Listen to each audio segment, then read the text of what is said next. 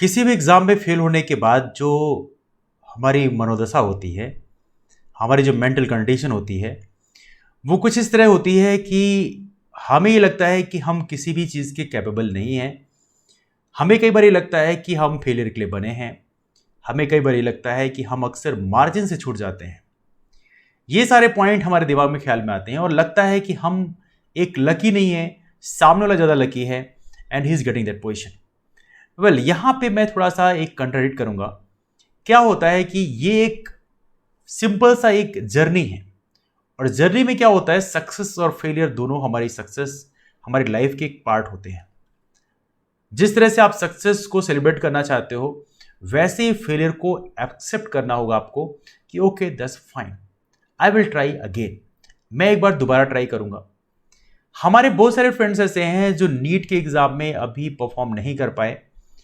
मैं उनको ज़्यादा तो नहीं बट इतना मैसेज जरूर देना चाहूँगा कि देखिए, एक सिंपल सी बात है आपके माइंड में। देखिए, दो प्रकार के स्टूडेंट्स होते हैं। एक वो होता है जो सीरियस नहीं होता। कुछ लोग ऐसे होते हैं जो नीट की तैयारी करने जाते हैं बाहर और या तो घर में पढ़ाई कर रहे होते हैं, तो वो एज ए फन फैक्ट पढ़ रहे होते हैं, इतना वो सीरियस होते नहीं। तो यदि वो सक्सीड नहीं कर पाते तो उनको डिसअपॉइंटमेंट बहुत कम लगता है। लेकिन कुछ ऐसे लोग होते हैं जो वाकई सीरियसली काम कर रहे होते हैं और अच्छी खासी मेहनत करने के बाद भी they put everything over there, और उसके बाद भी जो फेल्ड होते हैं तो कहीं ना कहीं उनके माइंड में एक ये गिल्टी सी फीलिंग आती है कि मैं अपनी बदौलत फेल हुआ और मैं इसका एक बहुत बड़े गिल्ट के साथ जीना शुरू करते हैं। आपके माइंड में एक और प्रॉब्लम आती होगी, आपको ये लगता होगा कि मेरे पेरेंट्स का इतना सारा पैसा मैंने यहाँ पे लगा दिया एंड राइट नाउ मैंने कोचिंग किया और बहुत सारी चीज़ें मैंने की और उसको करने के बावजूद भी मैं सक्सीड नहीं कर पाया। तो आपके माइंड में कहीं ना कहीं ये टेंशन आती है, आपके माइंड में गिल्टी की फीलिंग आती है कि मैं बहुत ज़्यादा गलत हूं। देखिए, मैं आपको यहां पे एक छोटा सजेशन देना चाहूंगा कि ऐसी गिल्ट की फीलिंग अपने दिमाग में ना रखें, अपने जेहन में ना रखें। अब क्यों ना रखें, ये इसलिए कह रहा हूं कि जो आपके माँ बाप पैसे कमा रहे हैं, आपको एक चीज बताना चाहता हूं, जो आपके माँ बाप ने पैसे आपके लिए कमाए हैं, वो जो भी उनने पैसे कमाए हैं वो आपके लिए कमाए हैं। जब बात आपके कमाने के लिए है तो अच्छी बात यह है कि आखिर उस पैसे का इस्तेमाल एक ऐसी जगह हो गया जहां पे आपकी जिंदगी एक नए डायरेक्शन में सेव करने वाली है। बहुत सारे ऐसे पेरेंट्स होते हैं जो अपने बच्चों को बहुत बड़ी शॉप खोल के देते हैं, कुछ इंडस्ट्रीज देते हैं। तो आपके पेरेंट्स ने आपको क्या दिया, आपके पेरेंट्स ने आपके एजुकेशन के लिए थोड़ा सेक्रीफाइस दिया। इसमें कोई बुराई नहीं है।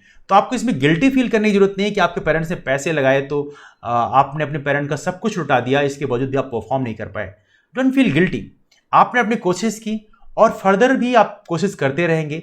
और आई am saying this one thing, वो पैसे आपके लिए थे, so don't worry about that thing. दूसरी बात, हमारे यहाँ बहुत सारे लोगों को लगता है कि यदि मैं ये नहीं बन पाया मतलब कुछ नहीं बन पाया। कई बार लोगों को लगता है कि ये कैरियर है और ये कैरियर में यदि मैं नहीं बनाना मतलब it means I am nothing. और कई बार उनका इंटरेस्ट उतना उसमें होता नहीं। मैं आपको एक चीज बता दूं, बहुत सारे हमारे देश में, दुनिया में बहुत सारे ऐसे डॉक्टर्स रहे हैं जिन्होंने अपने कैरियर को चेंज कर लिया। जैसे बात करें डॉक्टर रोमन सैनी का, नाम सुना होगा आप लोगों ने, he is an academy founder. तो यदि उनकी बात करें तो he became the doctor from the AIIMS. 16 years की इस एज में उनका सिलेक्शन हुआ एम्स के लिए। He got his MBBS degree at the age of 21। उसके बाद वो IAS बने, he became IAS in the first rank, वही 22 साल की उम्र में। And then after he left the career, both career, MBBS का कैरियर भी उन्होंने छोड़ दिया and right now he left the career of IAS as well, और right now he is the founder of an academy.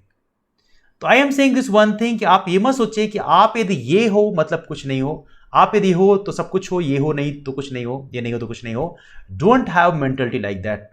क्योंकि life में आप कहीं भी किसी भी जगह में किसी मोड़ पे आप महान बन सकते हैं। तो आप किसी एक पर्टिकुलर डिग्री से अपनी महानता की जो पैमाने हैं उसको ये आंकना बंद कर दें।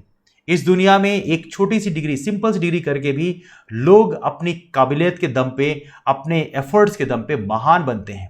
यदि आप डॉक्टर कलाम साहब की बात करें, उनके पास कोई IIT की डिग्री नहीं थी, but still he became doctor Kalam. He is the greatest scientist of the India, he is the greatest engineer of India.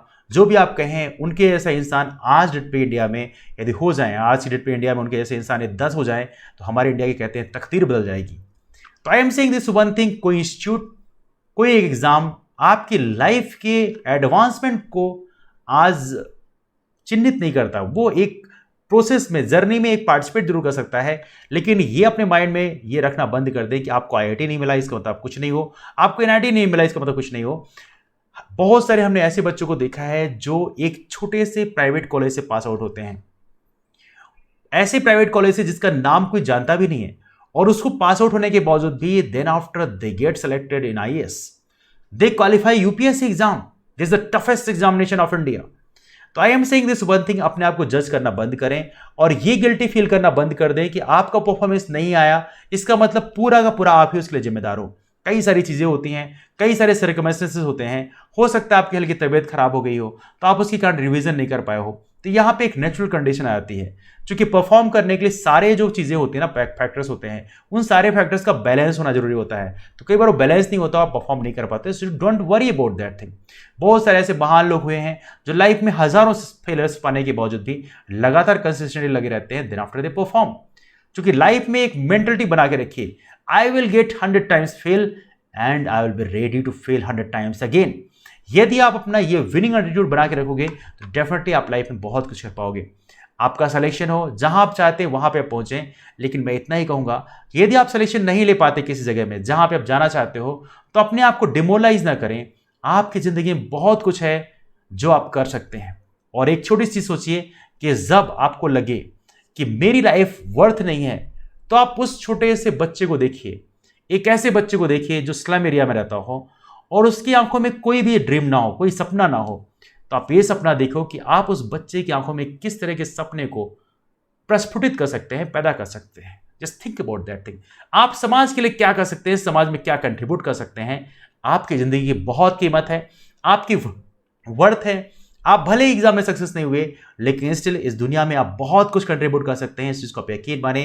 तो मैं आपसे इतना ही कहना चाहता हूं, लाइफ में चाहे आपको कितने भी फेलियर्स मिले, कभी भी डाउन नहीं फील करना है आपको यही रेडी रहना है कि अगली अब कौन सी चीज की हमें तैयारी करनी है। Let's get once more. तो फिलहाल डिस्कशन वहीं से वाइंड अप करेंगे, लेकिन मेरी गुजारिश ये है कि अपने आप के कॉन्फिडेंस को लूज मत करें, अपने आप को गिल्टी में रहने की हैबिट मत डालें, क्योंकि इससे कोई एडवांटेज नहीं मिलने वाला है। तो गिल्टी को बाहर निकालें और एक बार वापस से दोबारा एक नई एनर्जी से अपनी एक नई शुरुआत करें। That's all for now. मिलते हैं फिर आप लोगों से एक बार फिर, तब तक के लिए bye bye, take care, thank you so much, thank you.